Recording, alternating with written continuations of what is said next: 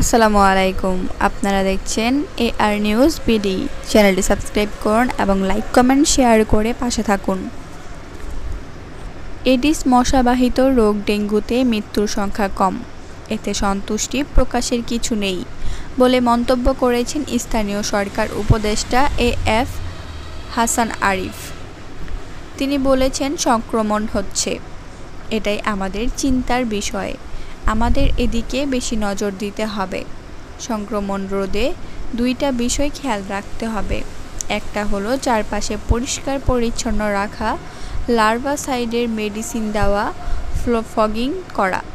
আরেকটা হলো জনগণকে সচেতন করা।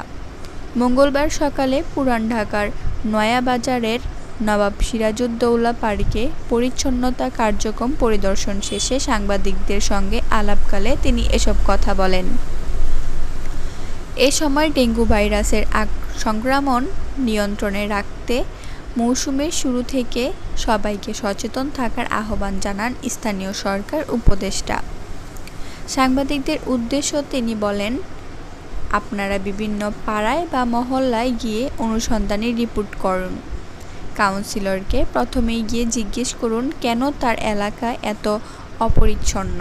তাহলে দেখা যাবে কাউন্সিলররাও তৎপর হবেন এবং ধাপে ধাপে পরিচ্ছন্নতা কর্মীকেও মাঠে পাওয়া যাবে। উপদেষ্টা আরও বলেন, চলমান ডেঙ্গু পরিস্থিতি মোকাবিলায় ইতোমধ্যে 10টি টিম গঠন করা হয়েছে। প্রতিটি টিম কাজ শুরু করে দিয়েছে। ডেঙ্গু সংক্রমণ রোধে তারা প্রতিটি খুঁটিনাটি বিষয় পর্যবেক্ষণ করছেন।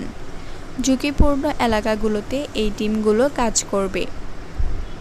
পরিদর্শনকালে আরও উপস্থিত ছিলেন ঢাকা দক্ষিণ সিটি কর্পোরেশনের প্রধান নির্বাহী কর্মকর্তা মোহাম্মদ মিজানুর রহমান, স্থানীয় সরকার বিভাগের অতিরিক্ত সচিব এবং নারায়ণগঞ্জ সিটি কর্পোরেশনের প্রশাসক AHM কামরুজ্জামান সহ ঢাকা দক্ষিণ সিটি কর্পোরেশন এবং স্থানীয় সরকার বিভাগের ঊর্ধ্বতন কর্মকর্তারা।